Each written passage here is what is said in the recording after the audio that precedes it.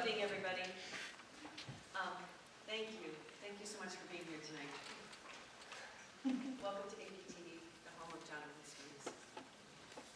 Between Sara and I, we knew Jonathan more than 70 years. 70 years. Yeah, one of the first persons I ever acted with on stage.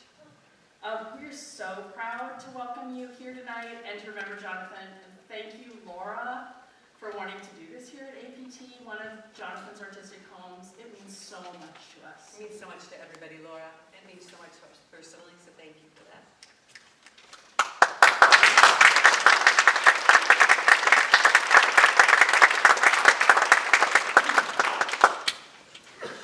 Jonathan will always be with us at APT. He always has been, and he always will be. He's part of the soil and the trees and the sky here. And his spirit will always live out of these woods. So, like, he's going to haunt us? Only if you misspell his name in something. Right. We're like confused. Oh, Star Wars and Star Star Trek. Trek. I did that once.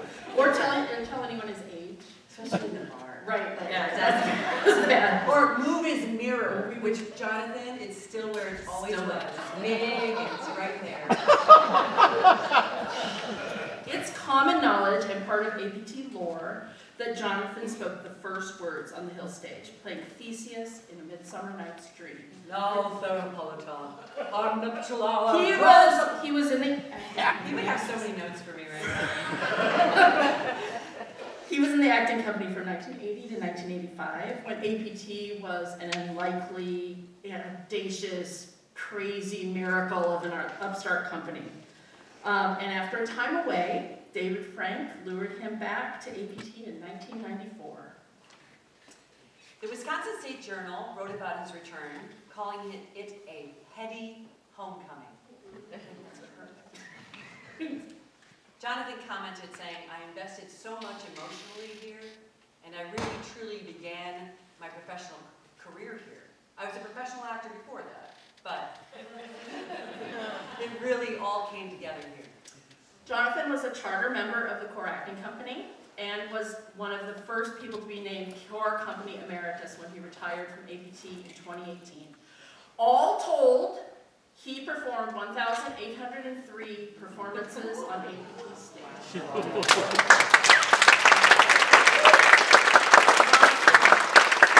Sara loves the numbers.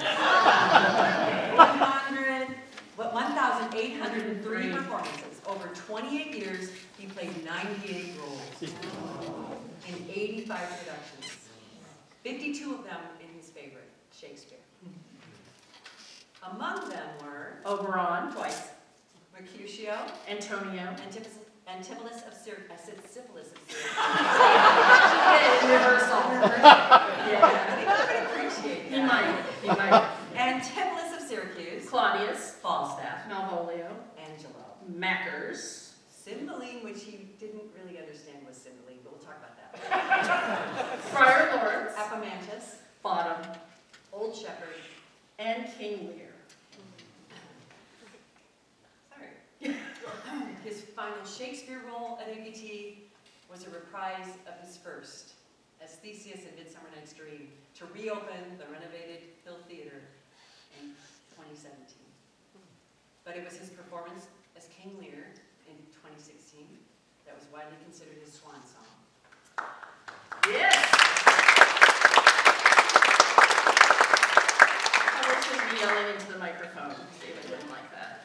As prolific and powerful as his Shakespeare roles were, we fondly remember so many others, including Orgon in Tartuffe, Lord Summerhays in Misalliance, Dealey in Old Times, Andrew Undershaft in Major Barber, Marcus Hubbard in Another Part of the Forest, Helen in A Penny for a Song, Odysseus in The Cure of Troy, Gustav in Heroes, Joe Keller in All My Sons, Mr. Rice in Molly Sweeney, Herbert Dean. Okay, I gotta tell a story. I would go into rehearsals, and Jonathan would do anything, and Laura Gordon would laugh her ass off. And he was living his best life, playing Herbert Dean in the Royal Family.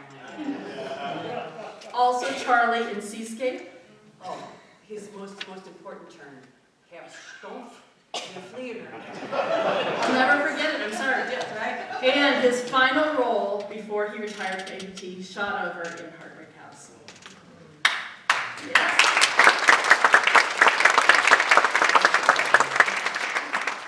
It's really hard to measure the impact of Jonathan on APT because he was the link. He was the link from Brandy to today. He was the guy who stood for the play no matter what. And he was not popular sometimes. He was always dissatisfied. We all knew it. Come on, we all knew it. But he stood for something. He stood for the play and the language in those plays, and he set the bar. And he made it almost impossible for others to reach it, which is something that we really, really try to do here at APT. And I hope he's proud. It's hard to measure his profound impact on the audience, on the art, and on the actors that work here. Yeah, and on me. Now I'll start crying. When I came to work at APT, I was delighted that Jonathan was here in the Core Company, because we go way, way, way back. When I was just out of college, I was hired to be the production stage manager at Theater Tesseract, a little tiny company that had no money and no resources, and was one of two companies that that formed Next Act Theater. Yes. Go Next Act Theater. Let's move the slides forward. Okay. Next Act Theater.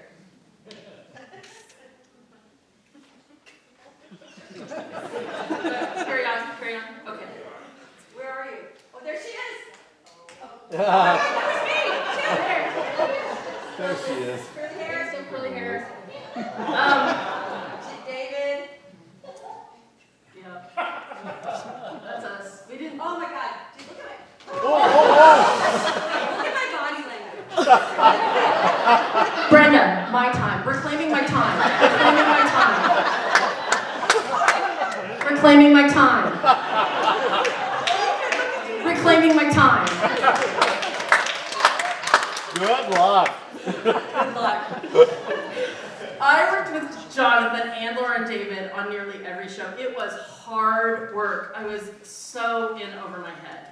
And it might surprise some of you to learn that I cried a lot. She cried a lot. I was what in these days we might call a hot mess. And I kind of got my ass kicked a lot, and if I am being completely honest, it was often Jonathan that was in charge of the kicking.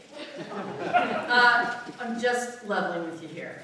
By the end of the year, I was definitely quitting. Probably moving back to Iowa. So, and this is the part where I'll cry, I was gobsmacked when Jonathan asked me out to lunch to talk me into staying. Oh. He made it clear that he had confidence in me. I didn't have the skills, but I worked hard, I cared. Sorry. He could build on that. So by the end of the lunch, I knew I'd stay. And where did he take you? Because you're such a big spender, John. Mark's big boy.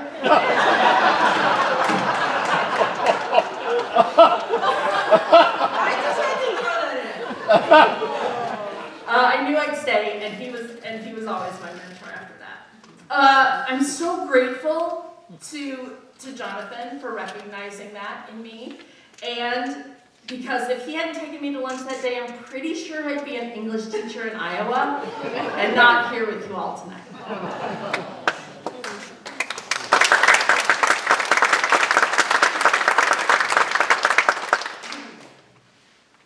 Jonathan is gone from this earth, but he will never, ever be forgotten.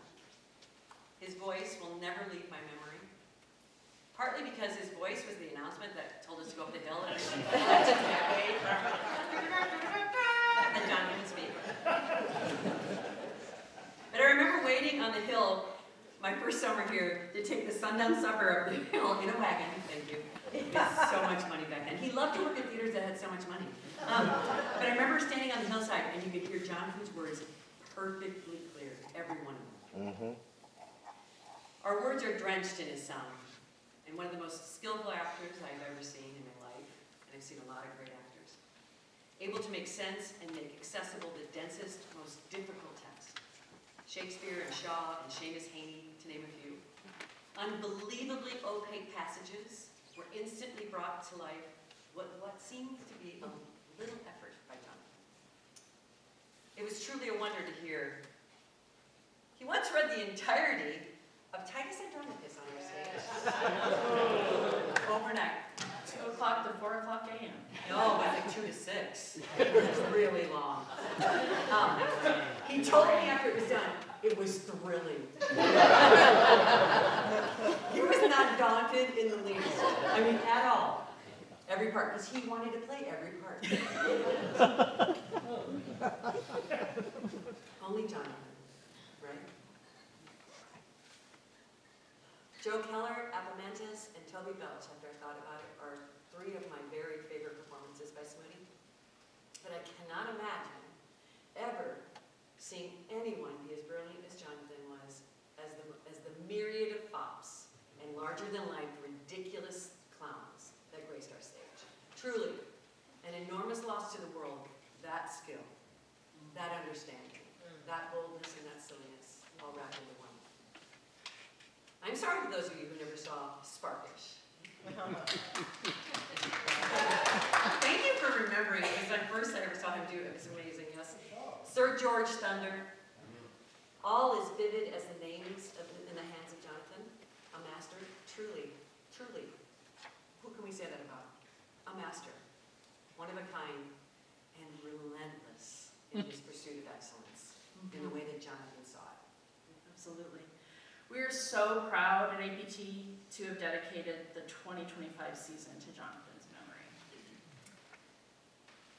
Thank you for it all, Jonathan, and I mean all of it.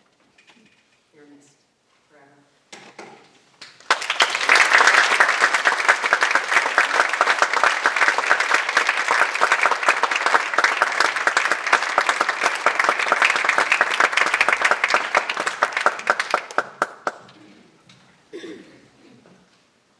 Hello, folks.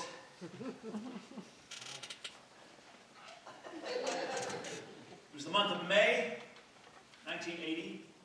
APC Electronics in Minneapolis, Minnesota. Out on the receiving dock, 2 somewhat disinterested employees were unloading some heavy pallets of raw materials used for manufacturing whatever was APC manufactured. At the time, Sue Priest, the stout, Harley-riding, benevolent boss of the receiving department, emerged from her office and called out, "Dave, you have a phone call." "Who would be calling me here?" I asked. Said Sue, "I don't know. She said her name was Annie, that you knew her. Couldn't make out the last name, though. Something about ochre?" 10 minutes later, I was destined to become an original acting company member of a fledgling classical theater company in... Where was that again? Yes, it's Spring Green. Besides the immediate thrill and at long last relief of finally landing a legitimate and even equity acting job, my 25-and-a-half-year-old self barely recognized that I was about to engage in a bold, artistic venture that would forever alter my personal and professional life. And I certainly didn't know that I was embarking on a fateful intercept course with a youngish fellow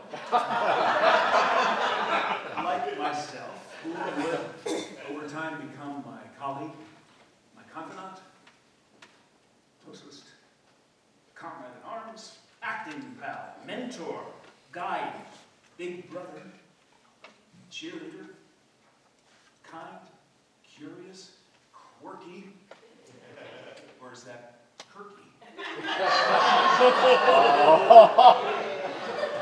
Highly intelligent, passionate man, the most genuine, generous, loyal, trustworthy individual that I could ever have hoped to call my best friend through life. Yeah, okay, wait.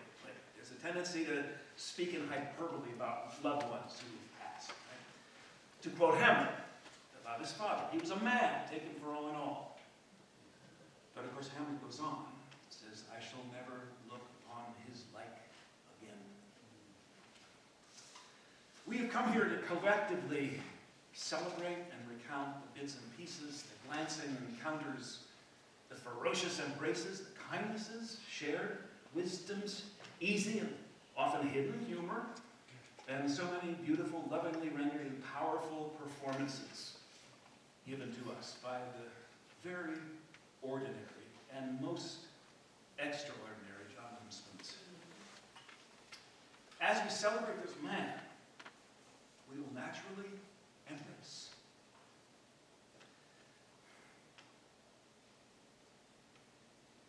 With all the power that love can muster, our exquisite colleague and friend, Laura Gordon.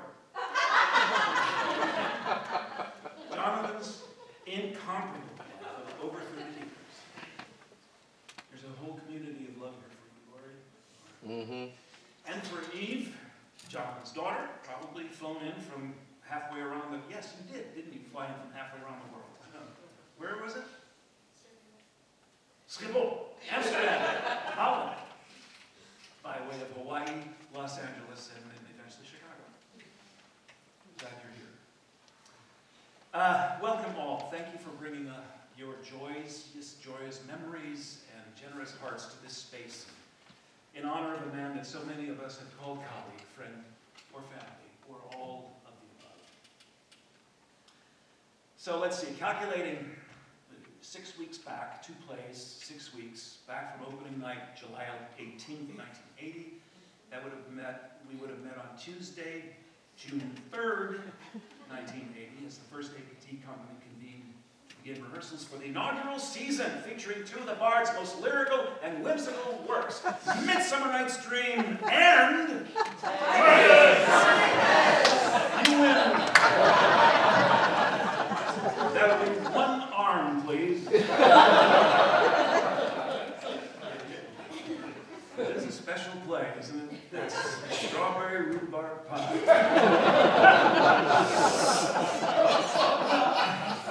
Harlan made the best strawberry. There was no theater then, as you saw. There's just a big hole in the sandhills, just up a ways here. And on the property, there are a few leftover farm structures suitable for housing a primitive box office. I believe that was in the silo corn crib. There was a cramped prop shop, admin office, and a cozy farmhouse residence for our leaders, Annie, Randy, and Chuck. So we rehearsed in town, in an old cinder block railway side warehouse.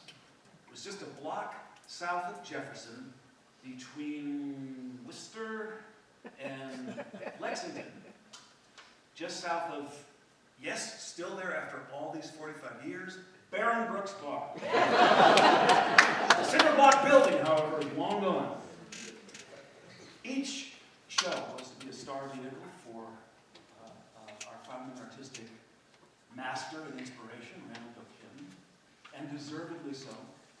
We were thoroughly enthralled by his talent, his devotion to this outrageous enterprise. Shakespeare in the Woods, who would have thunk it, will last a season. Who knows? I guess most of that story has already been written. But I was also drawn to another guy in rehearsal. He was about my age, as I would find out. But he seemed at least 10 years older. But that's not because of what we saw in the mirror. He sounded, he acted like he knew what he was doing. He was playing leading roles in both shows. You know how when you don't know anybody in a cast, how your identity is sort of formed by the hierarchy of the cast list until you get to know one another. He had, as we've already heard, a command for the language at that young age. I'm not going to say what his age was. You'll figure that out later. His voice was powerful. His bearing was confident. So, of course, Theseus and Lucius, Titus's oldest son. Through the rigors and adventures of acting Shakespeare in a pioneering enterprise, we found that we shared similar ideals about what made for good theater. And Jonathan was most enlightening in those things, by example and by through discussion. And although we were on individual journeys, as he said when he came back on David Frank, our emotional investment was quite the same. We both felt that we had truly begun our professional professional careers here. I guess in different terminology, Jonathan had been busy as a professional actor out there. Me, I was professionally looking for work most of that time. But this place, with its commitment to the work, with its a kind of seriousness and yet tempered by the all of outdoors and Shakespeare's own wisdom and humor. It was a maturing influence that you could not help but avoid if you were engaged in the work, and we certainly were. And all this time there was a relationship that was also forming offstage between he and I. And it was aided and abetted by the discovery of our mutual love for, yes, Star Trek. We had each enjoyed the original series in the 60s, and in the early 80s, we were in heaven. They were, the Star Trek franchise was moving to the big screen, and our heroes were suddenly up there living their big dreams, and through them, ours. And I think we were, there was the sci-fi and flying other planets and constellations away and things that are totally impossible right now, but wouldn't that be amazing if they were? But I think it was Roddenberry's underlying philosophy for his journeys where no one had gone before that also attracted us. And in Roddenberry's words, he says, Star Trek was an attempt to say that humanity will reach maturity and wisdom on the day that it begins not just to tolerate, but to take a special delight in all life forms. If we cannot learn to actually enjoy those small differences between our own kind here on this planet, then we do not deserve to go out into space and meet the diversity that is almost certainly out there. I think Jonathan and I lived the dream that humanitarian effort had been accomplished and that we were deserving to fly between the constellations and the stars. It brought us comfort and inspiration. In fact, there's a little blue house across the street from the shed. A little dumpy thing with that thing. It's got white trim, but I doubt it's been painted since 1985. Where we sat one evening. He loved electronics, and so he was on the forerunner. He was the forerunner of purchasing new stuff, new gizmos, and he had a JVC VCR, high def and everything. And we watched there's a big fight toward the end. The planet's going to hell. It's all exploding. And Kirk is fighting Christopher, what's his character? The Klingon who's trying to steal Genesis. I give you and the gallant crew 2 minutes. Anyway, they're fighting. And suddenly, I have had enough of you! And he kicks him over the cliff. And we replayed that. I swear, at least 30 times for Jonathan to point out, you see that glitch there? You see that's where they click in the matte painting, and this whole new thing happens. So the whole illusion is I think I see, Jonathan. I see. Okay, try one more time. Obsessed. We were. But, again, it brought us comfort. So Jonathan's birthday, here's where the calculating part comes in, is October 24th, 1953. Mine is October 11th, 1954. The same birthdays as Sandy Ernst and Lee Ernst. And me, and Sara. And I will stay after school.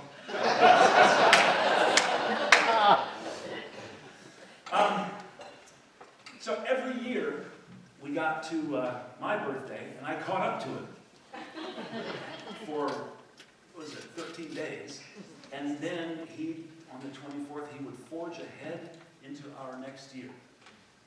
In a sense, he was leading the two of us through life. He was my big brother, come to realize.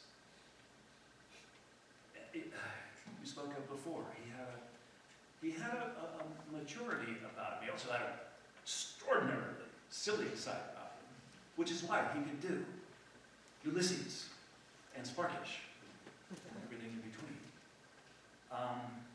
But he was the first in many things in our varied lives together and apart.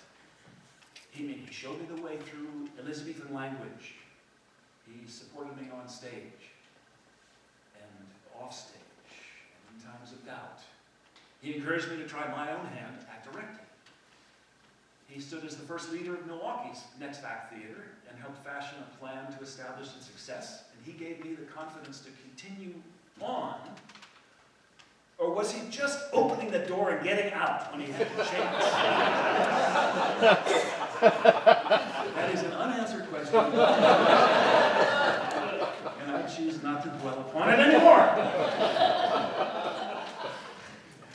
He rebuilt houses, tore them apart, rebuilt them. I tried my hand at that and eventually, but he built a whole house, and I never went that far. He loved dogs. Any of you who have ever seen him with his beloved Toby? It's without question. And I've learned to love dogs myself. He excelled at gardening. And not me. I hate gardening. He found a first and then a second life. And so did I. But it all worked out beautifully. Again, gave me the confidence to find my way. There was so much life lived together. He remained throughout a strong, loyal, loving friend through thick and thin. He even sent me one of his comedic clubs was Laura and Hardy, and I have a card to this day. I think it was 1985, something like that. And through thick and thin, there they are on the cover.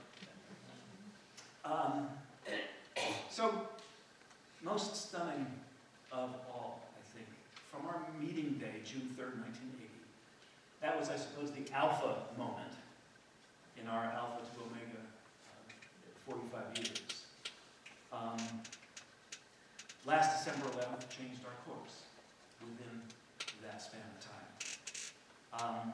He was faced with a condition, and he took it upon himself to make a decision.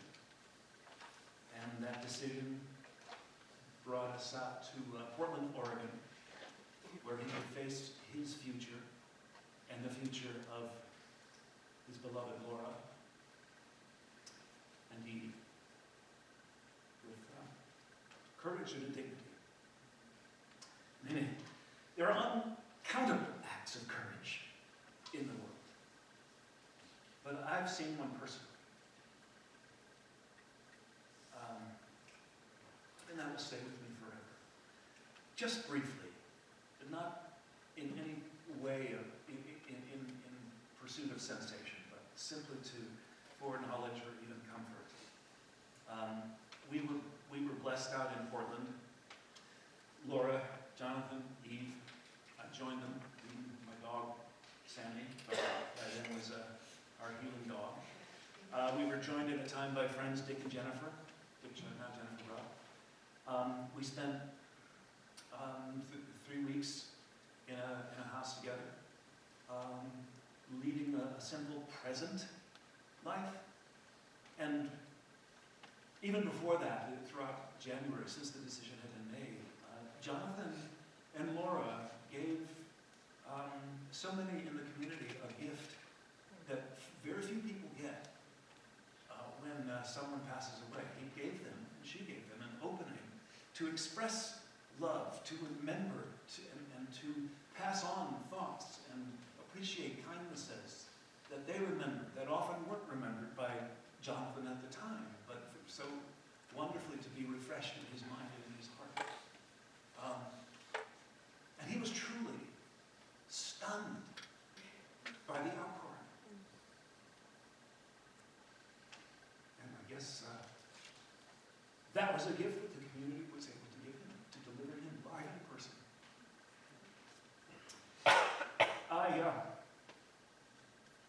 I miss my friend deeply. And soon before he was to make his final act.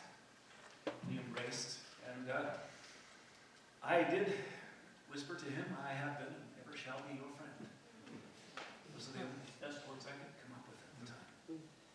So, with that said, thank you so much for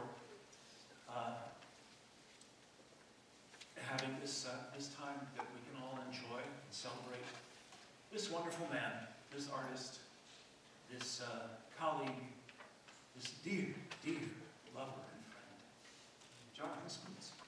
Thank you.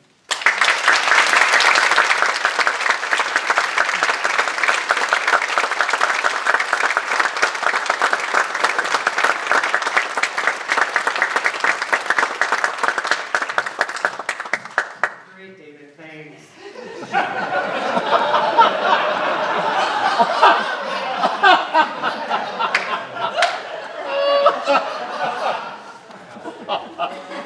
Give sorrow words. The grief that does not speak whispers the o'er-fraught heart and bids it break. It feels so right to be here in this particular space with this particular group of people as we give sorrow words. Now, I met Jonathan at the Wisconsin Shakespeare Festival in Platteville, Wisconsin in 1988. He was directing Midsummer, and Carrie Van Helgren was a fairy. That's when I first met her. And the casting took place there. It was a little weird. Like, everybody showed up, and then you auditioned for the directors, and then you waited around while they had a little conference, and then they would tell you what your casting was. And it was the 80s. It was a Shakespeare festival. There were 3 women and 20 men.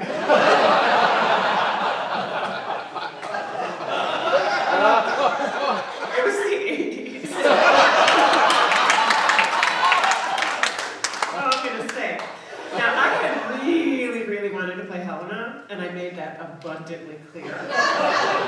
But Jonathan met with me, and he said, you know, I really need you to play Titania, because the other women are so wisp-like, and you're so, and I said, non-wisp-like. And I thought, who is this tactless, smart, arrogant, full of himself fellow with that resonant voice? Did I mention he was attractive? So newsflash, Jonathan Smoots wasn't perfect. He, like all of us, was a complicated human filled with seeming contradictions, and I would love to shed some light on a few of them. And as it turned out, playing Titania was exactly what I needed to be doing at the time, and I learned more about Shakespeare from Jonathan in 6 weeks than I had anywhere in my very wise 28 years at the time. But he introduced me to the lexicon, like mind blown. He taught me to find my power in stillness and to trust the language. I discovered the heart of his arrogance was tinged with insecurity. The opposite of his bluster was his sensitivity. Now, Jonathan could be described as cheap. So early on, this is a little story. Early on in our relationship, we went grocery shopping together. And I had been living in Chicago and I didn't have a car, and so I would go to the grocery store and buy exactly what I could carry. Because, you know, how much can you carry home across town? And so I went shopping with Jonathan, and he was buying, like, family packs of chicken. And I was buying, like, a jar of mustard that was this big. And we were just having this contentious time in the grocery store. It was, like, really icky. And we got into the car afterwards, and he was like, you make me feel like a cheapskate asshole. And I said, well, you make me feel like a dumb fuck spendo. And we like burst out laughing, and somehow DFSO became like part of our vernacular. For the next 37 years, if anybody spent too much money, they were at DFSO. But that cheapness was frugality. Before we got married, he paid off my credit card debt. I repaid him in monthly installments at 0% interest. That was a gift. That was love. And I haven't carried any credit card debt since. You could call him vain. He cared about how he looked, that's for sure. And there is that famous mirror that's up in the dressing room. Who did it? Who put that tape up there? He did. He did it? It was a big mirror, and someone put like a piece of tape down, like a little sliver of the side, and then it said, Smoots, and then everybody else. But beyond the vanity was this deep desire to believe the character that he was creating, and much of that had to do with how he looked. Now you remember that this was here in the early years at APT, and APT stood for American Prosthetics Theater. He believed in transformation, and he could be uncompromising about the work because he really wanted to get it right, and sometimes getting it right was finding the perfect facial hair or the arch of an eyebrow. He gained 30 pounds to play Joe Keller, which I thought was insane at the time. Like, just put him in some padding. But he agreed and like embodied this different human, right? That had like a way of carrying himself and a way of being defeated and a way of sitting that he wouldn't have been able to accomplish. And he did it in the most annoying way. You know, it's like, we didn't have like, he didn't eat a lot of desserts. He was like, I would drink whole milk instead of skim.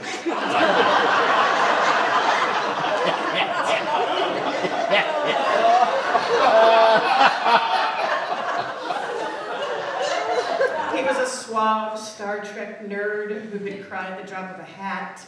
He loved Bing Crosby and Laurel and Hardy and every dog he ever met. He played with children as if he were one of them. He could be a total goofball and a passionate defender of what he believed was right. He had strong opinions, but when he offended someone, he tried to figure out why, and then would dive into researching the things that he was ignorant about. He was full of curiosity and wonder. During the pandemic, we would take a walk every day around the neighborhood, and I was like getting my steps in, like, come on, let's go for a walk, let's go for a walk. And he would stop and go, look at that hydrangea. Isn't that beautiful? Or that guy just planted those bushes way too close to the foundation. He's not happy with that. Oh, this is by the architect Ernest Flagg. You know, he would just it was wonderful. And one of his favorite things to come across is like any house that was under construction and had like a dumpster out front. And then he would, you know, he'd look at the dumpster to see, oh, it's a bathroom. And, you know,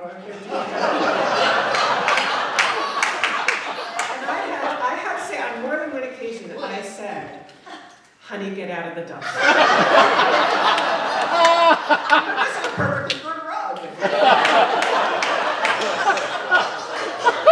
So he would tell me there was this famous story when he was a kid that his siblings just taunted him relentlessly about. But he said, how many flies would it take to fill up all the garbage cans in the world?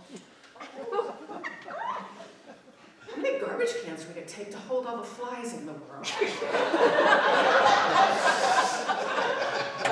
This is wonderful, odd curiosity.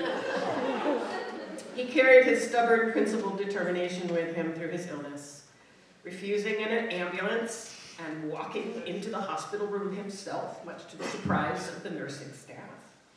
He refused to spend another night in the hospital because it was awful, but also because he felt it was a waste of time and money to all concerned, given his prognosis. He had a deep desire at the end of his life to end his life on his own terms, which led to his death with dignity and his green burial with a 0 carbon footprint. He lived a large life and died the way he wanted to, peacefully, gratefully, poetically. And I thought it would be nice tonight to give sorrow some of the words that Jonathan was so honored and so proud to say here at APT. Thanks.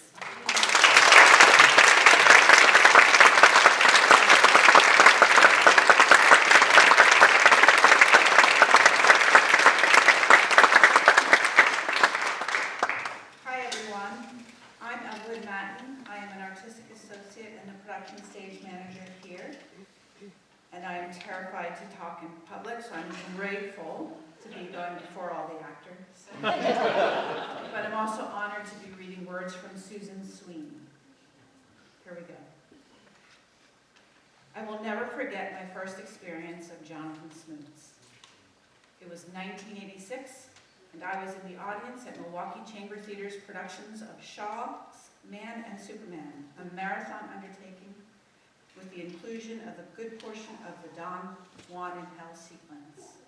Judy, are you here? Yes, right here. I looked at my program to see who in the world might be that striking actor with the wonderful voice playing Jack Tanner. To see an actor with such chops, such an extraordinary appetite for language, landing long arguments, engaging in Shavian debate as pleasurable sport, and also wooing the girl, was pure delight. And by the way, Jack Tanner speaks more words in that play than Hamlet does in the longest version of his story. I have a vivid memory from 1991 seeing Jonathan and Laura perform Seamont in the flower of their courtship.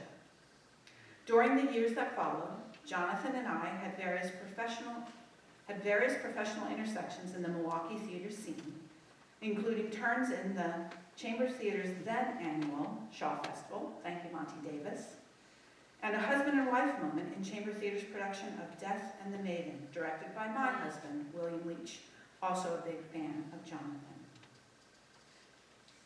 But in 2001, when I began my tenure as APT's voice and text coach, I had the opportunity to observe more closely how Jonathan worked, what he valued, what he brought to the world of not only classical plays, written with highly rhetorical and poetic language, but also to modern and contemporary plays. The range of characters in Jonathan's resume is beyond breathtaking. Fops, lovers, fathers, warriors, villains, kings, and barflies were all in his wheelhouse. He had a wonderful voice, but also an unerring, perhaps instinctual sense of how good language works. Jonathan knew how being specific with language creates the character. He knew how the argument builds from start to climax. He knew how the images support the argument and create emotional energy. He knew how to build tension by playing up the antithetical. And Jonathan knew how all of it is designed to win the day.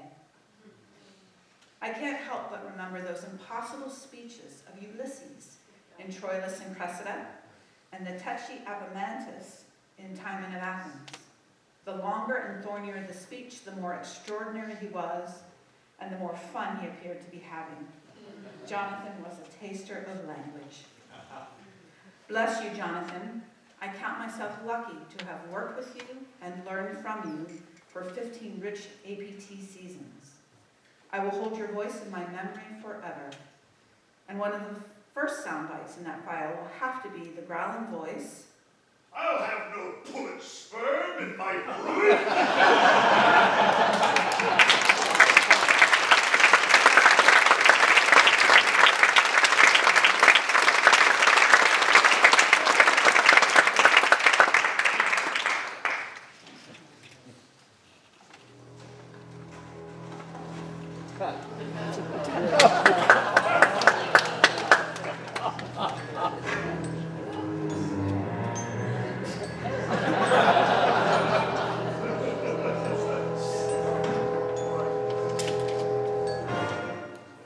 Lie thou there, till I have need of thee. Hostess, bring me a cup of sack. Coffee and cream? And no egg. I'll no pullet sperm in my brewage. It's a black then. Away with thee!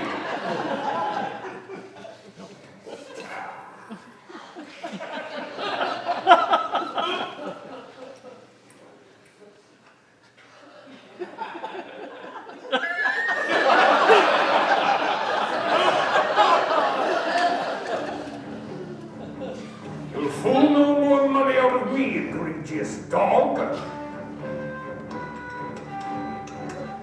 870.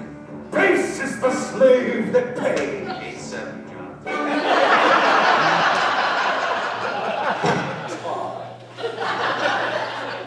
break a 20?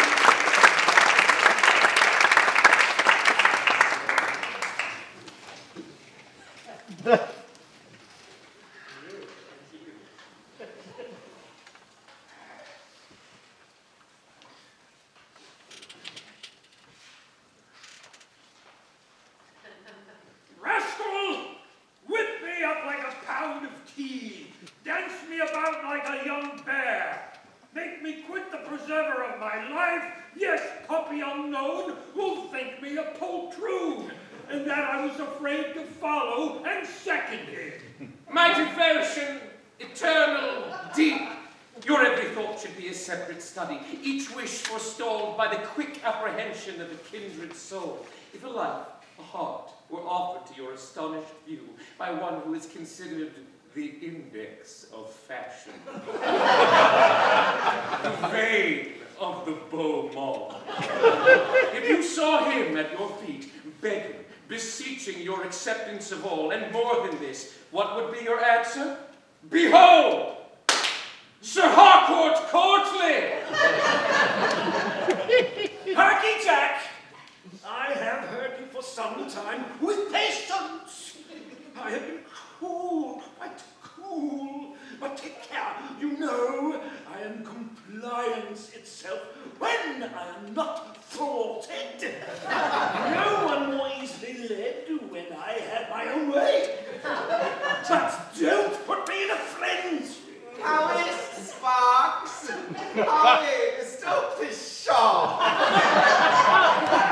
I love to be envied, but not many a wife that I alone could love. Loving alone is as dull as eating alone. Is it not a frank age? And I am a frank person. And to tell you the truth, it may be I love to have rivals in a wife. They make her seem to a man still, but as a kept mistress. How dare you sit in my presence, you bluffhead? Speak, adored, dearest Lady Gay, speak. Will you fly from the tyranny, the wretched misery of such a monster's roof, and accept the soul which lives but in your presence? Let us be a precedent to open a more extended and liberal view of matrimonial advantages. Soon, Sara, the lady shall be as ugly as I choose. She shall have a hump on each shoulder. She shall be as crooked as the crescent. For one eye shall roll like the bulls in Cox's museum. She shall have a skin like a mummy. She shall be all this, Sara. Yet I will make you ogle her all day and sit up all night to write sonnets to her beauty. Gad! I go to a play as to a country treat. I carry my own wine to one and my own wit to t'other. Or else I'm sure I should not be merry at either. And the reason why we are so often louder than the players is because we think we speak more wit. And so become the poet's rivals and his audience. For to tell you the truth, we hate the silly rogues. Nay, so much that we find fault even with their bawdy upon the stage, whilst we talk nothing else in the pit as loud. Oh, pshaw, pshaw. Why, you impudent dogfish. Dictate the oath. May I grow wrinkled. May 2 inches be added to the circumference of my waist. May I lose the fall in my back. May I be old and ugly the instant I forgo 1 tithe of adoration. Shall we leave this detestable spot, this horrible vicinity? None of your sneering, puppy. No grinning jacknips. You must know. I was discoursing and rallying with some ladies yesterday, and they happened to talk of the fine new signs in town. Said I know where the best new sign is. Where? Says one of the ladies. In Covent Garden, I replied. Said another, in what street? In Russell Street, answered I. Lord, says another, I'm sure there was never a fine new sign there yesterday. Yes, but there was, said I again, and it came out of France, and has been there a fortnight. It cannot be, says a third lady. Yes, yes, quoth I again. Said I to the fourth, did you never see Mr. Horner? He lodges in Russell Street, and he's a sign of a man you know since he came out of France. With that, they all fell a-laughing till they bepissed themselves. And your liquor, you self-interested porpoise. Veni vidi vici. Hannibal, Caesar, Napoleon, Alexander never completed so fair a conquest in so short a time. She dropped fascinating. This is an unprecedented example of the irresistible force of personal appearance combined with polished address. Poor creature. How she loves me. I pity so prostrating a passion and ought to return it. Oh, I will. It is a duty I owe to society and fashion. There you sneer again. Oh, don't provoke me. But you rely upon the mildness of my temper, you do, you dog. You play upon the meekness of my disposition. Take care, the patience of a saint may be overcome at last. But, mark, I give you 6 hours and a half. If you then agree without any condition to do everything on earth that I choose, why, confound you, I may in time forgive you. If not, zoons, don't enter the same hemisphere with me. Don't dare to breathe the same air or use the same light with me, but get an atmosphere and a sun of your own. Gad, I am witty, I think. Considering I was married today. You undutiful chick of an old pelican. Step me vital. I'll disown you, I'll disinherit you, I'll unget you. Damn me if I ever call you Jack. Pshaw, pshaw. Puppy unknown.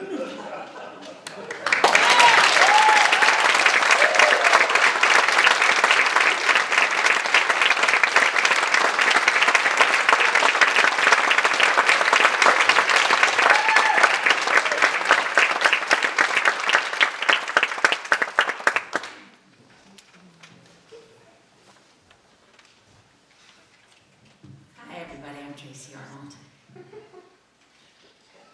Thanks, Laura, for letting me do this. I have things written, but I just want to say something. It sounds really ridiculous, but I went to see Jonathan after I heard his diagnosis. I wanted to go, so I drove out to Milwaukee. Laura opened the door, and I said, I don't know what to expect out of this. And she said, he doesn't either. She gestured up the stairs, and he was waiting for me at the top of the stairs. And one of the first things he said to me was, "You're so beautiful." I know that sounds superficial and stupid, but to a woman who's getting long in the tooth, he always made me feel pretty. And it meant something to me. It really did. And it doesn't mean something to me a lot of the time, but it always meant something to me because I felt like he meant it. And he was always very generous with compliments about my work. He made me feel talented. And coming from that guy, that really meant something. And when I had him goodbye, I said, whispered in his ear, I want you to visit me after you're gone. I want you to come to me in an animal. And the day after he passed, the most beautiful, perfect goldfinch came to my feeder. And I just said, hi, Jonathan. I met Smooty in 1999. on my first APT production, King Lear, in which I was Regan and he was Gloucester. Between that and Shaw's Heartbreak House in 2018, in which he was a perfectly poignant Captain Shotover, we did 22 plays together here. I was his Hippolyta and Titania in 2000's Midsummer, and can still, as we all can still hear, his booming baritone open the show, like he did in the first season in 1980 and again in 2017, now Fair Hippolyta. It was my privilege to share a stage with him. He was one of those hard-working actors who never complained about being hot or tired, even on the most arduous of rehearsal days. Indeed, I think Jonathan relished exertion. I do. We all know what great pride he took in his physical appearance. He was dedicated to maintaining his physique, and we all know his dedication paid off. Once, after a show, a bunch of us actors were eating pizza at the shed, and Jonathan came in and he joined us at the table. And I offered him some pizza, and he politely refused. And I said, "Aren't you hungry?" We had just done a big show. And he said, "Very, but I have a much stronger motivation than hunger." And I said, "Oh, what's that?" And he smiled like a Cheshire cat and said, "Vanity."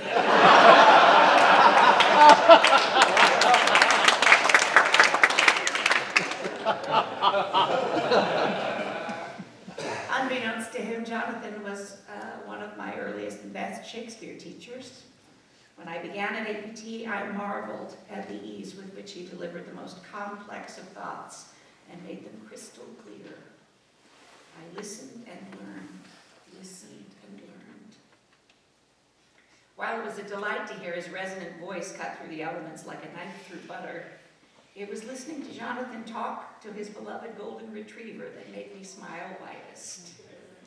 Smoots would use the sappiest baby talk imaginable, cooing sweet words of affection to his beautiful Toby.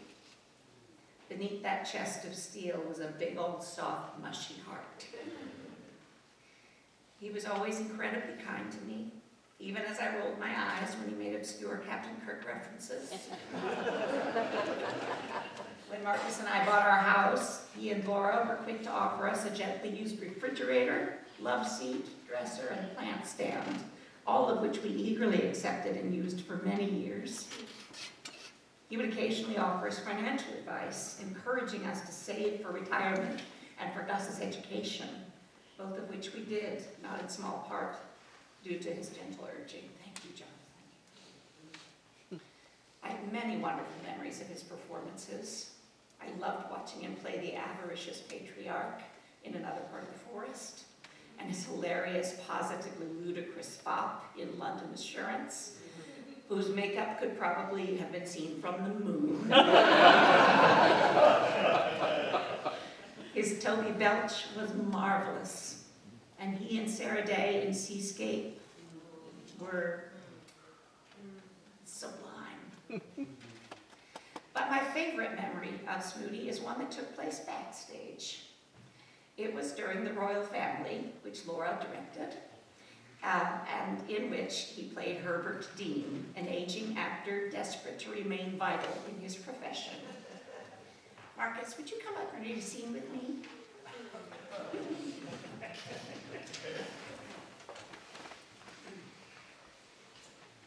This is Bert asking my character Julie to help him by casting his wife, Kitty, in Julie's play. Just one more thing, and this is what I really came about. Oh, Bert, not now, please. Now, hold on, Julie. I've got to talk to you. It's vital. Bert, can't it be done some other time? I've simply got to see Graham. No, I never needed you worse than I do now. I wouldn't tell this to anyone else, but I know you'll understand. Give me just a minute, please. What is it? What's the matter? You see, it's this way. The last 5 or 6 years things haven't exactly... Damn it all, it's youth! Youth! They write all the plays for young whippersnappers. You've got to be built like a greyhound. Now, mind you, I'm as youthful as anybody. I keep in good condition. to, but it's impossible to get a good massage nowadays. Your figure's grand, darling. Not bad. You see, I can't go around, sit in offices. They've got to come to me. I sit and wait for letters, rush to the telephone, think each time. First thing you know, it's months and months. What am I to do? Oh, you're just a little down. Something may come along any minute. That's just it. I've got it. The play. It's a godsend. Just what I need. It'll put me back on my feet again. I can easily get in condition for it. Diet, exercise. Now, here's the plot. I'm a sort of college chap. I know. I read it. It struck me then that if instead of trying, if you'd be willing to play one of those attractive, slightly grayed parts. No, I can get around that. Pink lights and I don't look a day over 35. But here's the real difficulty. It's the girl. She's got to be young, beautiful, a vision. I can't have, to tell you the truth, Kitty will ruin it. She'll ruin me. She'll kill the first real chance I've had in years. Oh, you know I can't do anything with her. But you can. That's just it. For God's sake, Julie, say you'll do it. Do what? Give her that part in your play. You know, the Colonel's wife. She'd be very good in that. But Bert, I've got a good woman. Yes, I know, but you can let that woman out. The point is, you're big enough, Julie. It wouldn't hurt your play. You're so admired and popular. Nothing can stop you. Now, I've never asked a favor of you. but we've always stood by each other, the family. Let me go and tell Kitty you suggested it. But I had Kitty once before, and Yes, I know, but this will be different. She'll be very good in that part. It means I am sure to have a hit. I could pay you back everything I owe you. You and different people. oh, that's what don't think of that now. You're a brick, Julie. You've been very kind. I hadn't meant to come to you again, but I wonder. I was going to ask if you might spare another $500.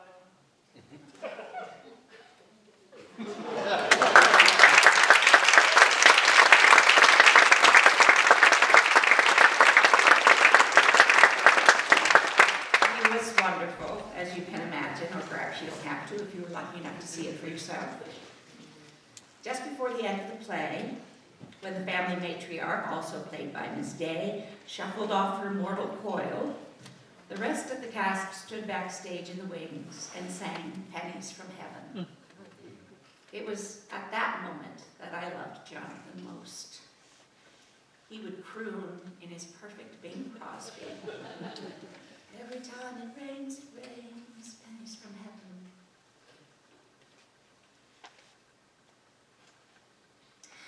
We've had an awfully wet summer here this season at APT. More rain than I can remember in a long time. Perhaps it was Jonathan sharing some of his heavenly pennies. I'd like to think it was.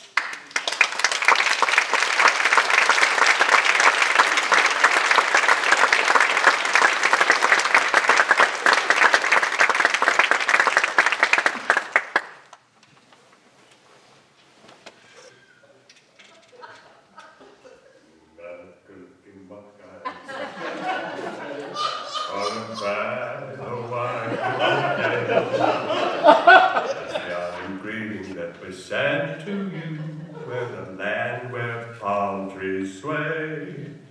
Here we know that Christmas will be green and bright, the sun can shine like day, no the stars at night.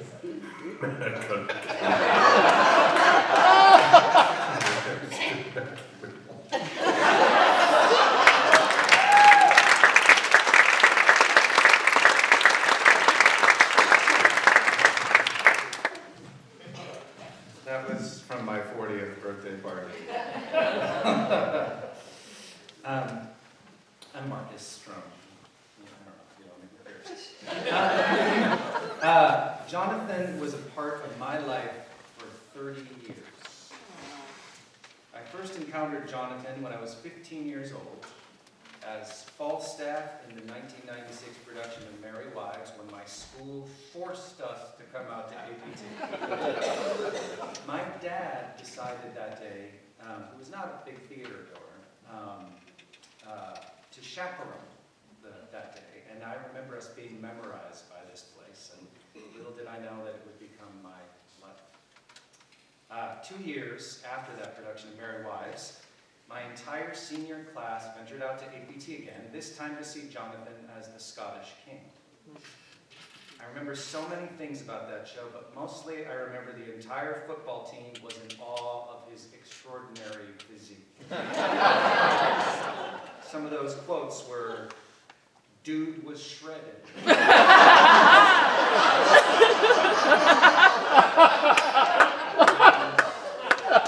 "Dude looks like a He-Man." He-Man action figure. There's actually a photograph of me in my high school yearbook, so it's captured that moment of me seeing that performance. 7 years later, I got to share the stage with him in the Scottish play. And 14 years after that, I got to play the part. So it was a big full circle moment for me, and Jonathan and I had many, many talks about that part backstage. Jonathan wasn't here for my first year at APT, but thankfully I was asked back, and we got to share the stage in Cymbeline and Twelfth Night. And Cymbeline was the first time he played my father in a play, the first time he played the character of Cymbeline, which, when he was cast in the part, he wanted to play the lead in Cymbeline, but he didn't know that Cymbeline wasn't that big a part.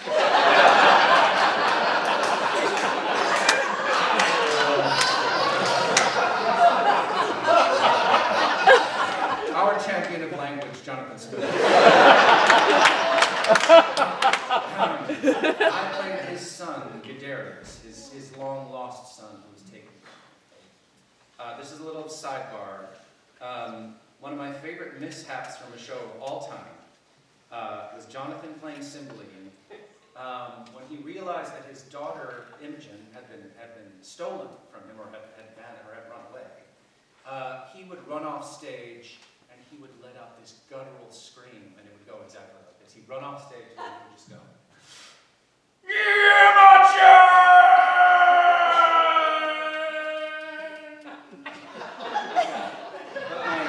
My favorite moment, maybe of all time, is the day, speaking of vanity, Jonathan, as Cymbeline, runs off stage and he goes, Cymbeline!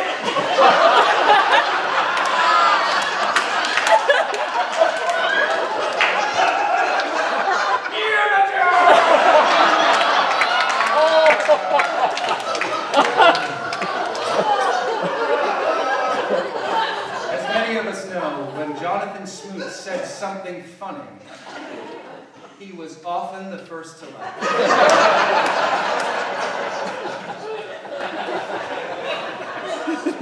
And then, I've totally taken that from him. I'd laugh at all my own. Jonathan was so gentle and kind with me. He was so curious about this work, even all the way into the day that he retired.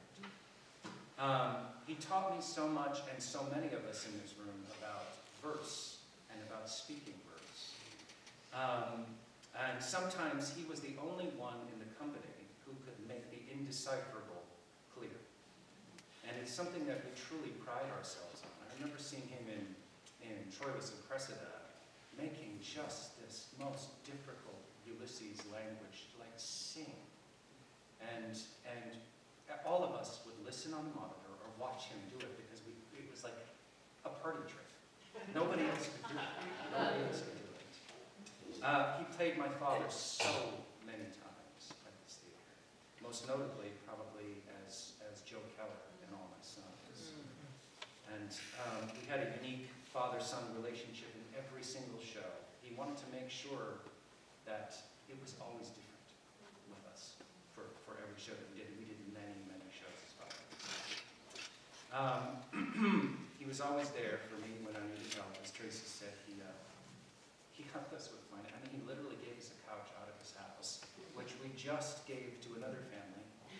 So it's still going. To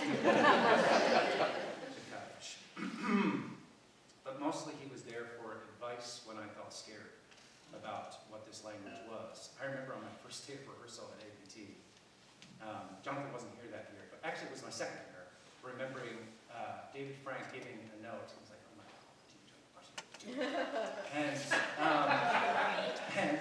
God, he said, what's your operative? And I remember writing in a notebook, look up what an operative is. But Jonathan was always there for me when I needed help, like a real father. In that Cymbeline, he actually would call me into his dressing room, and this started from the first day of tech.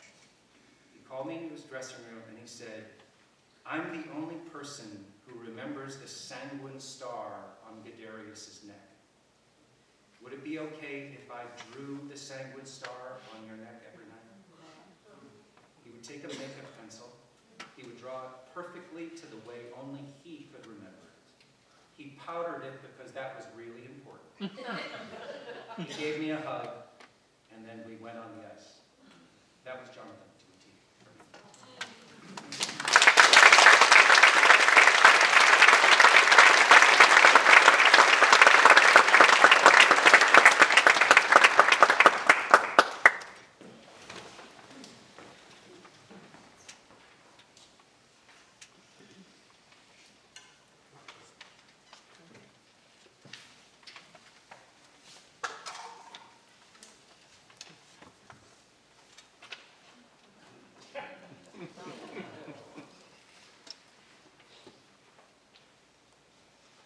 Does nothing ever disturb you, Captain Shotter's? I've stood on the bridge for 18 hours in a typhoon. Life here is stormier. But I can stand it. Do you think I ought to marry Mr. Mannigan? One rock is as good as another to be wrecked on. I am not in love with him. Who said you were? You're not surprised. Surprised? At my age? It seems to me quite fair. He wants me for one thing, I want him for another. Money? Yes. One turns the cheek, the other kisses it. One provides the cash, the other spends it. Who will have the best of the bargain, I wonder? You. Oh, these fellows live in an office all day. You'll have to put up with him from dinner to breakfast, but you will both be asleep most of that time. All day you'll be quit of him and shopping with his money. If that is too much for you, marry a seafaring man. You'll be bothered with him only 3 weeks in a year. That would be best of all, I suppose. It's a dangerous thing to be married right up to the hilt, like my daughter's husband. Man is at home all day like a damned soul in hell. I never thought of that before. And if you're marrying for business, you must be absolutely businesslike. Why do women always want other women's husbands? Why do horse thieves prefer a horse that is broken in to one that is wild?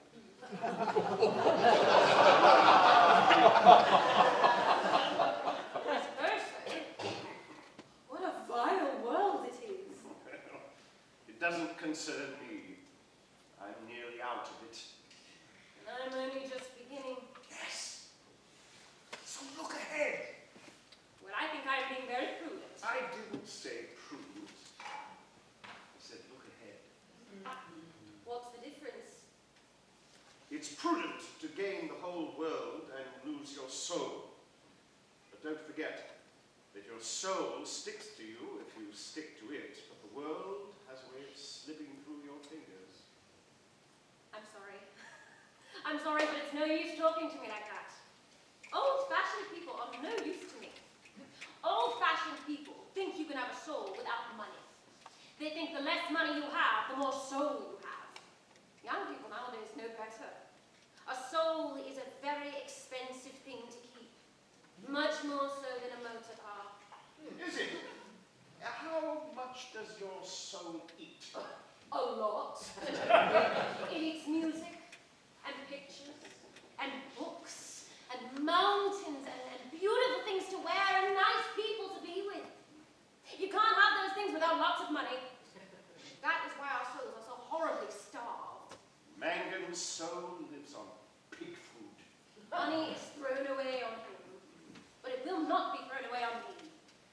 It is just because I want to save my soul that I'm marrying for money. All the women who are not fools do. Well, there are other ways of getting money. Why don't you steal it? Because I don't want to go to prison. Is that the only reason? Are you quite sure honesty has nothing to do with it? Oh, you are very old-fashioned. Does any modern girl believe that the legal and illegal ways of getting money are the honest and dishonest ways? Mangan robbed my father and my father's friends. I should steal it all back from him if the police would let me. As they won't, I must get it back by marrying him. Old-fashioned or new-fashioned, all I can tell you is that if you sell yourself, you deal your soul a blow that all the books and pictures and concerts and scenery in the world won't heal. Old-fashioned again. We know now that the soul is the body, and the body the soul. They tell us they are different because they want to persuade us that we can keep our souls if they let us enslave our bodies. I am afraid you are no use to me, Captain. Well, what do you expect? A savior, eh? Are you old-fashioned enough to believe in that? No. But I thought you were very wise and that you might help me. Now I have found you out. You pretend to be busy and think of fine things to say and run in and out to surprise people by saying them and get away before they can answer you. It confuses me to be answered. Discourages me. I cannot bear men and women. I have to run away. I must run away now. You shall not run away from me. I can hypnotize you. You're the only person in this house I can say what I like to. I know you are fond of me. Sit down. There. I am in my dotage. Old men are dangerous. It doesn't matter to them what is going to happen to the world. I should have thought nothing else mattered to old men. They can't be very interested in what is going to happen to themselves. A man's interest in the world is only the overflow from his interest in himself. When you are a child, your vessel is not yet full, so you care for nothing but your own affairs. When you grow up, the vessel overflows and you are a politician, a philosopher, or an explorer, an adventurer. In old age, the vessel dries up. There is no overflow. You're a child again. I can give you the memories of my ancient wisdom, mere scraps and leavings, but I no longer really care for anything but my own little wants and hobbies. I sit here working out my old ideas as a means of destroying my fellow creatures. I see my daughters and their men living foolish lives of romance and sentiment and snobbery. I see you, the younger generation, turning from their romance and sentiment and snobbery to money and comfort and hard common sense.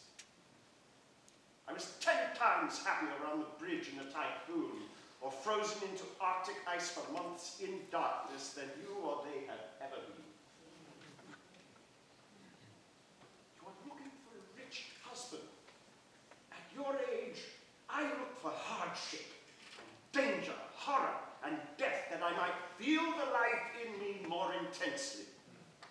I did not let the fear of death govern my life, and my reward was I had my life. You are going to let the fear of poverty govern your life, and your reward will be that you will eat, but you will not live.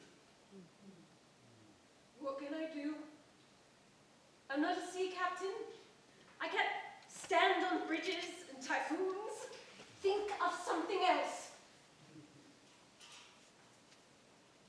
I can't think so long and continuously. I'm too old. I must go in and out.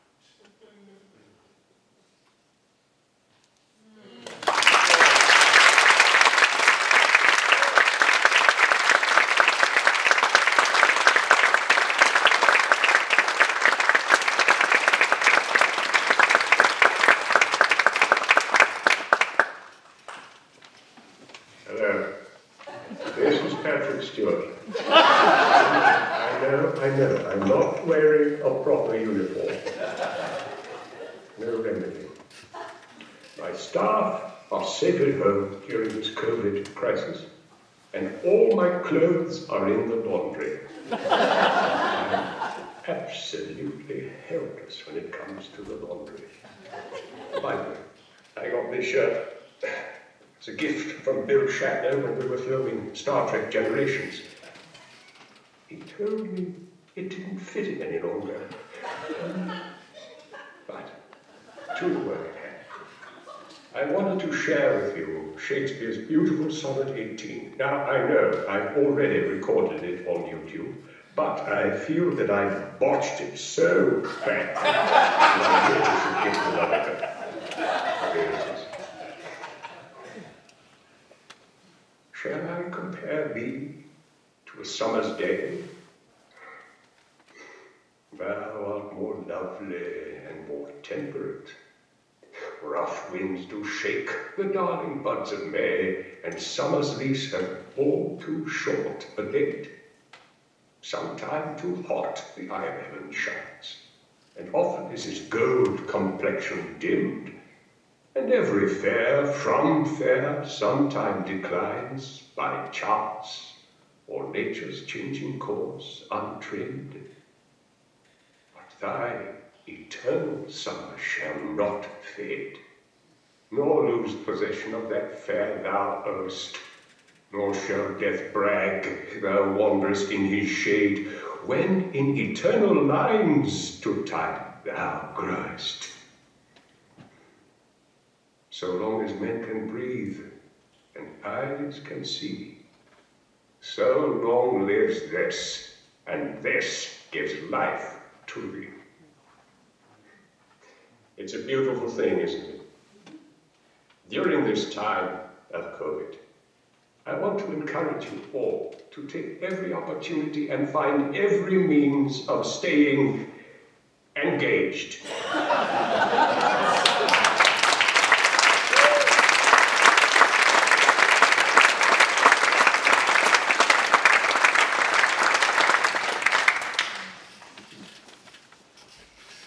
You shall hear, Master Brooke, what I have suffered to bring this woman to evil for your good. Being thus crammed into the basket, a couple of Ford's knaves were called forth by their mistress to carry me in the name of foul clothes to Datchet Lane. They took me on their shoulders, met the jealous knave, their master, at the door, who asked them once or twice, "What's in the basket?" I cooked for fear, lest that lunatic knave would have searched it. But fate, ordaining he should be a cuckold, held his hand. Where on went he for a search, and away went I for foul linens. But mark the sequel. I suffered the pangs of 3 several deaths. First, an intolerable fright to be detected by a jealous rotten bellwether, and next, to be encompassed like a good bilbo in the circumference of a pack, hilt to point, heel to head, and then to be stopped in like a strong distillation with stinking clothes that fretted in their own grease. Think of that! A man of my kidney. Think of that! That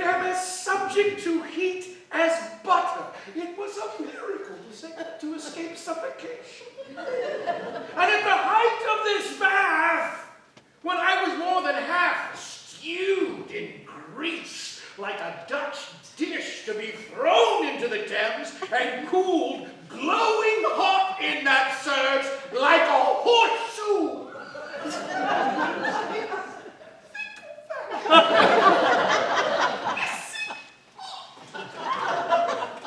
Think of that, Master Brooke.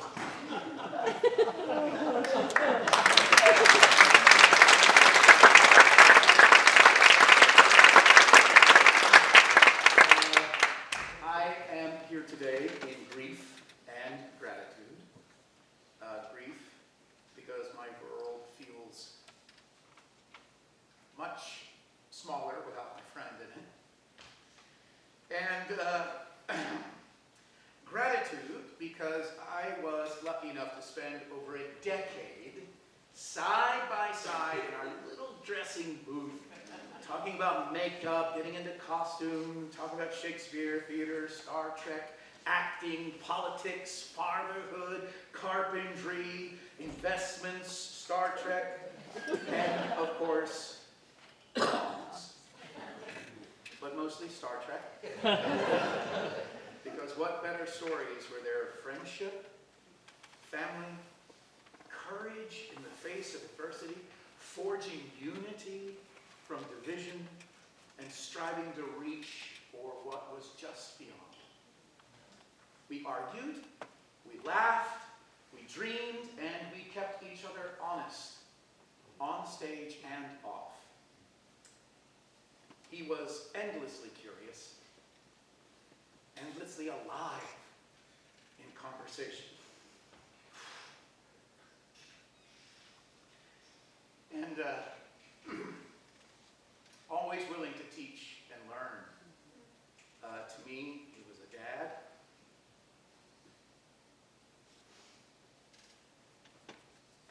a brother, and a friend. In this room, in 2011, David Frank directed The Project of Love, The Cure of Troy. And that was by Seamus Heaney. And Jonathan was Odysseus, I was Philoctetes, the guy with the foot. It was a spectacular adventure in theater and poetry. And during the run, we had found out that the Guthrie was doing Burial at Thebes, which was Seamus Heaney's adaptation of Antigone. And we found out that Seamus Heaney himself would be attending one of those performances. So Jonathan would be damned if he would miss this chance to meet a legend. So Jonathan, Ashley Lathrop, Paul Hurley, and myself jumped into a car to see if maybe, just maybe, we might rub elbows with Seamus Heaney. Jonathan volunteered his car. It was his new hybrid. And 4 hours later, the 3 other people in the car could tell you everything about the gas mileage, handling, braking distance. Generous with his knowledge. We saw the show. We saw Seamus Heaney, much further away than elbow distance. Our adventure was complete. Until Jonathan found out that there was a reception. And generous with his knowledge, eager to share, he taught us how to crash a very elite and very guarded reception for a very small group of donors. And in came Seamus Heaney. Jonathan grabbed the 3 of us up. We made a beeline to the legend himself. He introduced us. He said that we were doing Cure at Troy. Mr. Heaney said he had heard great things about the production and wondered if we would spare him a minute to talk about it. So we sat at a table and the conversation started, talking to one of the greatest poets in history. And Mary, his incredible wife, filled us in on what it was like to live a life of poetry and protest. Jonathan and Seamus Heaney continued on for a long time. They talked about plays, poetry, carpentry, and of course, dogs. Less than 2 years later, the world said goodbye to that lovely boy. But we spent a beautiful time with him. And of all the memories that I have of Jonathan, from before that night and long after, it will be the memory that smile he had as he was sitting there chatting with Seamus. And if you have ever met Jonathan, ever spent time with him, you will know that smile. That big, grand, beautiful smile of a man who found himself exactly where he was meant to be. That is how I will always remember my friend. It was that same smile that he had on the front row watching my false pass some years ago. So Jonathan played Odysseus in The Cure at Troy, and later played Odysseus in Bill Brown's Troilus and Cressida. And Odysseus is a personal idol of mine. I love that character. And I always see Jonathan when I think of that adventure. Because not only did Jonathan play Odysseus on stage, he also lived like Odysseus. He was sharp, witty, crafty as hell, a man who loved his family fiercely, who stood by his friends without fail. And like Odysseus, he never stopped charting his own course. Even at the end, facing death, he chose his own way forward. A few years ago, when Jonathan retired, and as I saw my Odysseus set sail for foreign shores and foreign stages, I chose Tennyson's Ulysses as a send-off. I'd like to share just a few lines in closing. Nearing the end of his life, Odysseus says, "I cannot rest from travel. I will drink life to the lees. All times I have enjoyed greatly, have suffered greatly, both with those that loved me and alone. How dull it is to pause, to make an end, to rust unburnished, not to shine in use, as though to breathe were life piled on life were all too little. My purpose holds to sail beyond the sunset, and the baths of all the western stars. Death closes all, but something ere the end, some work of noble note may yet be done, not unbecoming a man that strove with gods. I have become a name. I am a part of all that I have met. We are not now that strength which in old days moved earth and heaven, but that which we are. We are one equal temper of heroic hearts, made weak by time and fate, but strong in will, to strive, to seek, to find, and not to yield.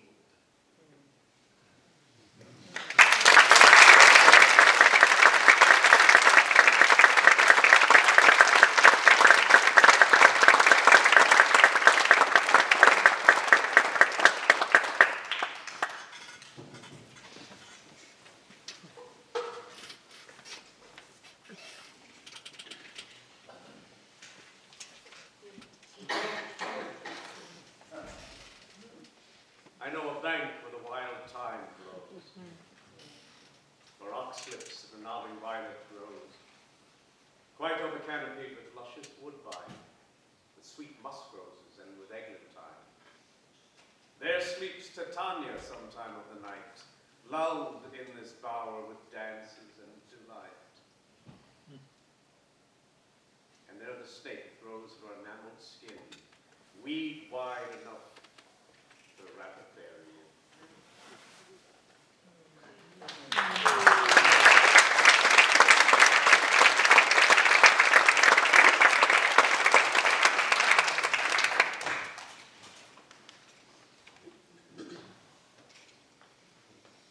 We too shall sing like birds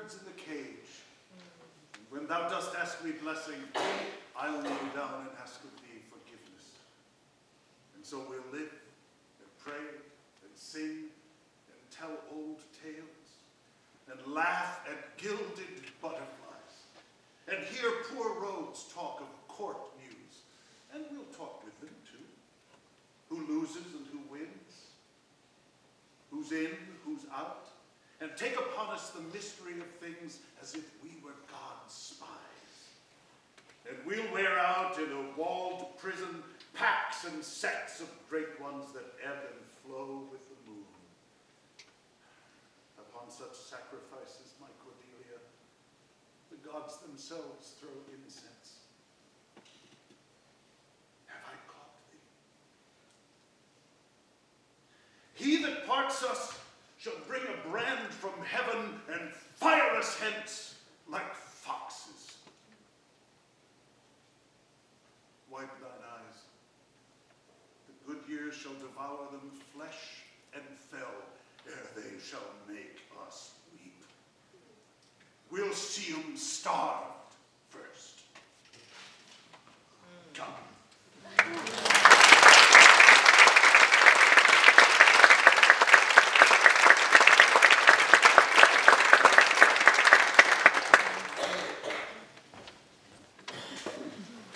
I'm going to read a poem, but before I get to that, a few things I want to thank Smoots for. First one is the generosity and community that he modeled as a member of APT, as a young fan coming up here. He always had a little time to walk with you down the hill, talk about the show, maybe hang out at the shed, have a drink. It was where I found out that we grew up kitty corner neighborhoods, and that he used to substitute teach at the high school that I ended up going to. And the second thing I want to thank him for is a reframing he gave me on my growing up, which is, you know, high school is a fraught time. It's a great time, but it's also a fraught time for everybody. And he talked about how much he remembered and loved my high school, because he said, you walk through the front door and there's a theater on either side. That's a great place. And it just fills me with a gratitude for what I had that I did not recognize until I heard somebody else say it. Third is his impeccable delivery of the amazing line that is still a standard in my household every day about 5 o'clock, where either Ellie or I will go to the other one. Cocktail, Marshal?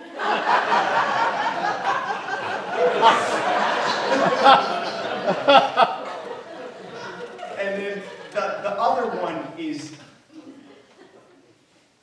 one of the most striking gifts that I think he gave me is just realizing that poetry could be delivered at the size of emotion.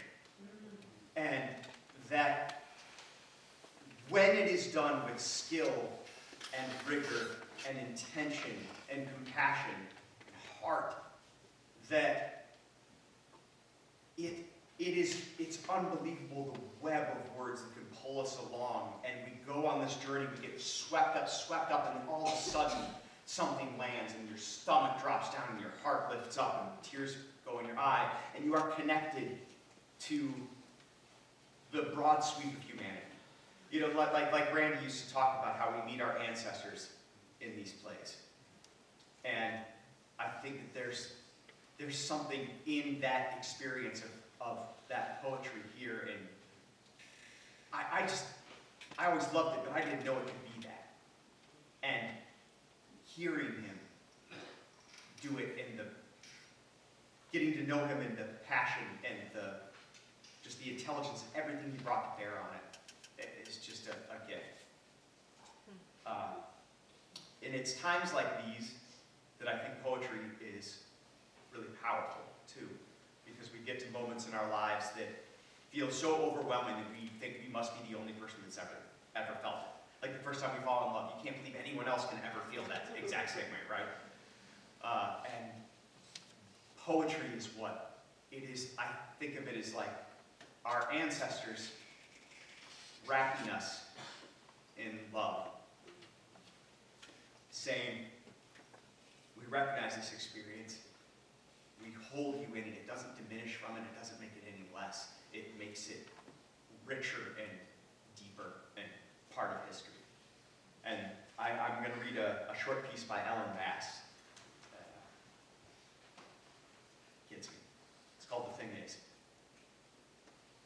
to love life, to love it even when you have no stomach for it, and everything you've held dear crumbles like burnt paper in your hands, your throat filled with the silt of it. When grief sits with you, its tropical heat thickening the air, heavy as water, more fit for gills than lungs. When grief waits you like your own flesh, only more of it, an obesity of grief. You think, how can a body withstand this? Then you hold life like a face between your palms, a blank face, no charming smile, no violet eyes, and you say, yes, I will take you. I will love you again.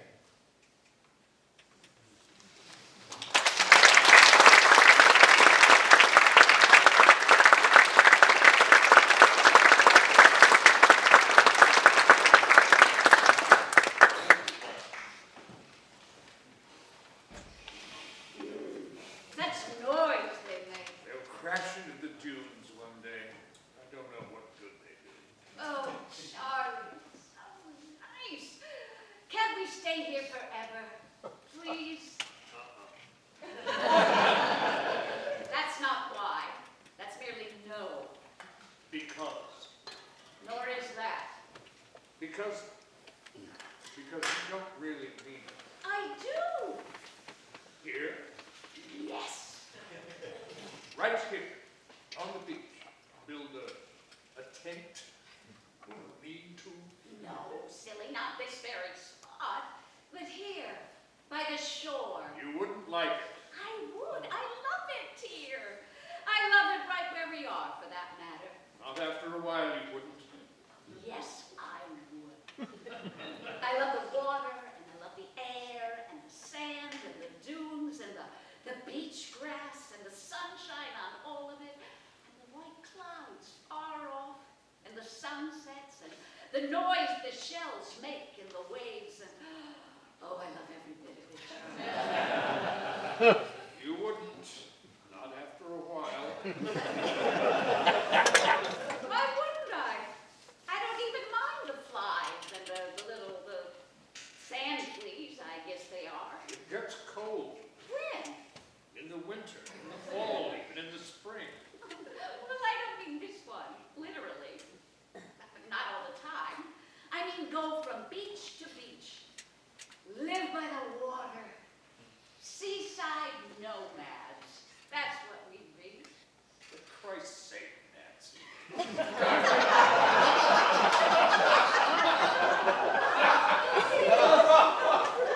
Lord above, there's nothing binding us. And you hate the city. No. Oh, it would be so lovely. Think of all the beaches we could see. No, no. No, Southern California, and the Gulf, and Florida, and up to Maine, and what's her name's?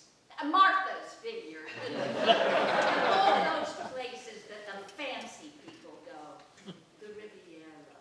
And that beach at Rio de Janeiro. What is that? The Copacabana. Yes. And Pago, and Hawaii. Think, Charlie, we could go around the world and never leave the beach. Just move from one hot sand strip to another. All the birds and the fish and the seaside flowers and all the wondrous people we meet. Oh, say you'd like to do it, Charlie. No. Just say you'd like to. If I did, you'd say I meant it. You'd hold me to it. No, I wouldn't. Besides, you have to be pushed into everything. But I'm not going to be pushed into this new business. One great seashore after another, pounding waves and quiet coves, white sand and red, and black somewhere, I remember reading. Palms and pine trees, cliffs and reefs, and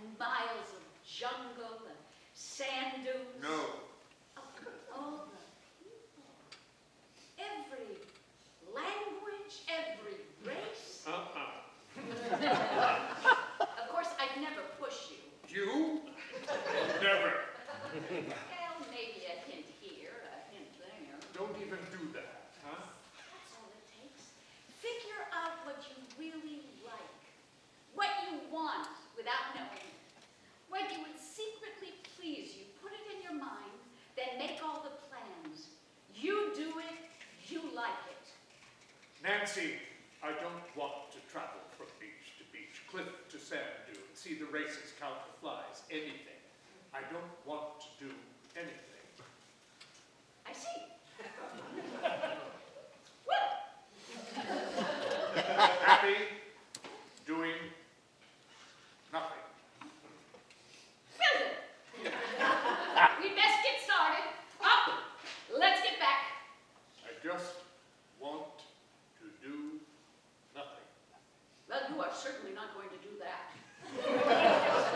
Hurry now, let's get things together. What? Nancy, what on earth are you... We are not going to be around forever, Charlie. And you may not do nothing. If you don't want to do what I want to do, which doesn't matter, then we will do something that you want to do. But we will not do nothing. We will do something. So tell me what it is you want to do, and... I said, now give me back. No, you said I just want to do nothing. I am happy doing nothing. Yes? But is that what we've come all this way for? Had the children, spent all this time together, all the sharing for nothing? To lie back down in the crib again, the same at the end as at the beginning? Sleep, pacifier, milk, incomprehensible once more. Sleep. Sleep, Charlie? Back to sleep? Well, we've earned a little. Rest. We've earned a little rest. Well, why don't we act like the old folks? Why don't we sell off and take one bag apiece and go to California? Or the desert where they have the farms. The retirement farms. The old folks' cities. Why don't we settle down to waiting?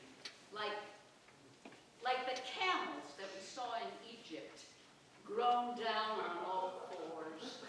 Sigh and eat the grass or whatever it is. Why don't we go and wait the judgment with our peers? Take our teeth out. Throw away our course and give in to the palsy. Let our mind go dim. Play lotto and canasta. Eat cereal. Yes. Sigh. Go on. But once you get there, once you do that, there's no returning from that purgatory before purgatory. No, thank you. I haven't come this long way. What do you want to do? No, nor have you. Not this long to let loose all the wisdom, by accident some of it, all of the wisdom and the unfettering. My God, Charlie, see everything twice. What do you want to do? You are not going to live forever, to coin a phrase. Nor am I suppose, come to think of it, though it would be nice. Nor do I imagine we'll have the satisfaction of doing it together. Head on with a bus, or into a mountain with a jet, or buried in a snowslide. We have a debt to the Alps. No, I suppose I'll do the tag without it. Selfish, aren't you, right to the end? What do you want to do? If you get badly sick, I'll poison myself.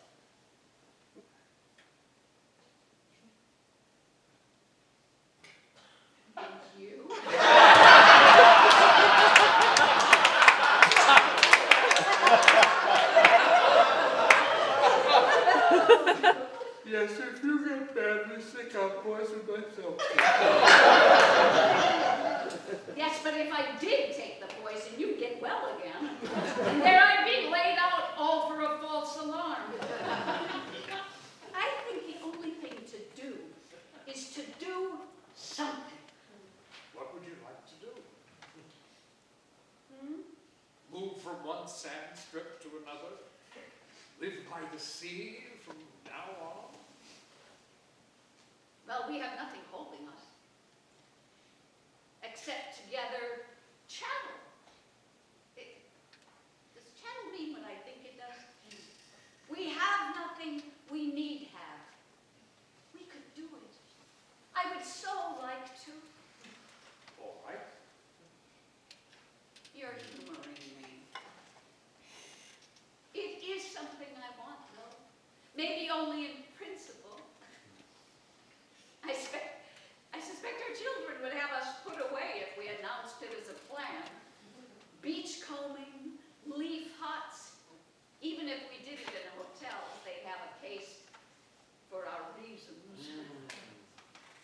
But let's merely have it for today and tomorrow. And who knows? Continue the temporary, and it becomes forever. All right.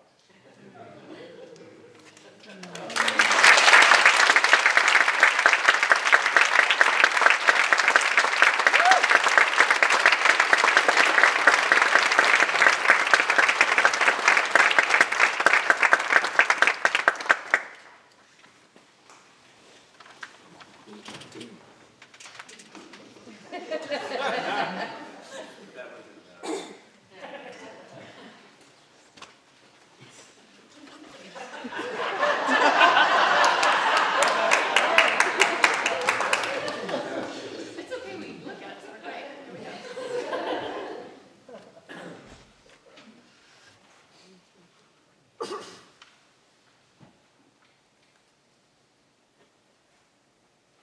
Not tears to end the day. I'm not crying. Didn't you know, Mr. Matthews, that you do not cry over spilt milk or lost love?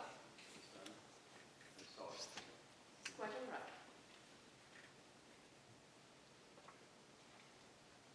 Don't mind if I stay with you for a while? No, not at all, darling. Please don't be kind to me. I'm sorry. And please don't continue to be sorry. Given no offense, I shall sit here for a while because I don't know where to go. I've not yet made up my mind, you understand.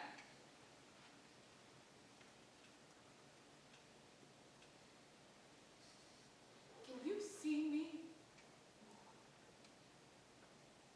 Yes.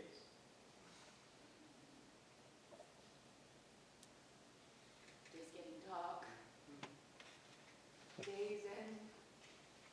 Nightfall. I suppose there will be a tomorrow. I cannot believe that I shall wake to find the sun high.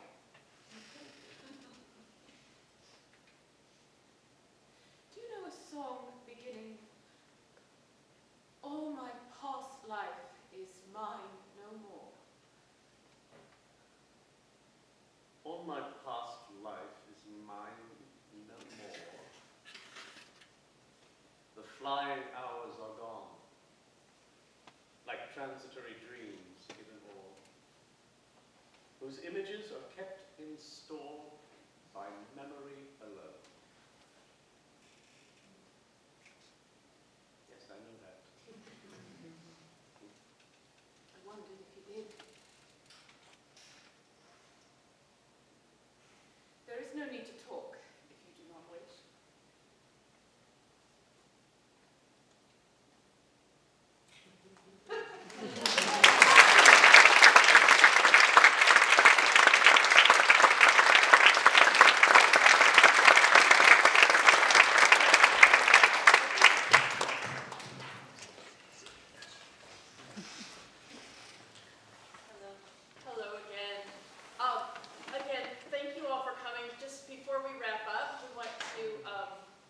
let you know that we're going to have dessert and coffee and many more drinks in the lobby immediately following. We hope you can join us. Yeah, we also have a microphone out there. For those of you that would like to share an anecdote or story or memory of Jonathan Smoots, we'd love to hear it. Laura would love to hear it. Thank you all again for coming. A lot of you came a long way. It means the world, and I hope Jonathan had a good time tonight. And we'll let Laura close it out.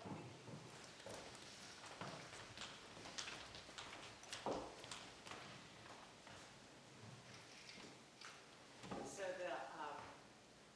the last Shakespeare role that Jonathan played was at Santa Cruz Shakespeare. It was a bucket list Caliban for him. He loved playing monsters and supernaturals and the devil and ghosts. And Caliban had been a big desire of his. And I was playing Prospero in that production, and my favorite part of the play, I would be backstage to listen as the moon was rising and the bells were ringing.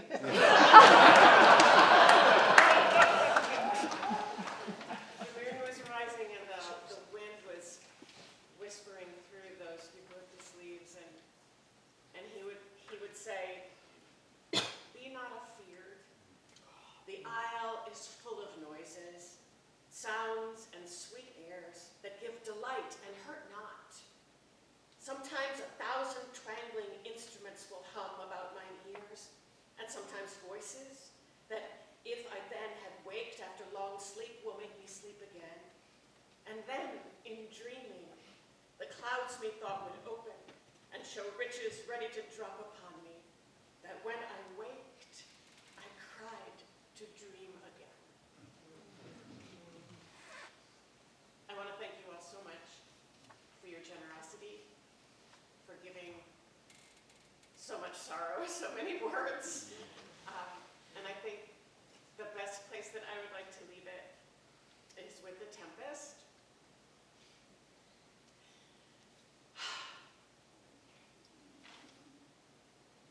Our revels now are ended. These, our actors, as I foretold you, were all spirits and are melted into air, into thin air. And like the baseless fabric of this vision, the cloud-capped towers, the gorgeous palaces, the solemn temples, the great globe itself, yea, all which it inherit, shall dissolve. And like this insubstantial pageant faded, leave not a wreck behind. We are such stuff as dreams are made of. And our little life is rounded with a sleep.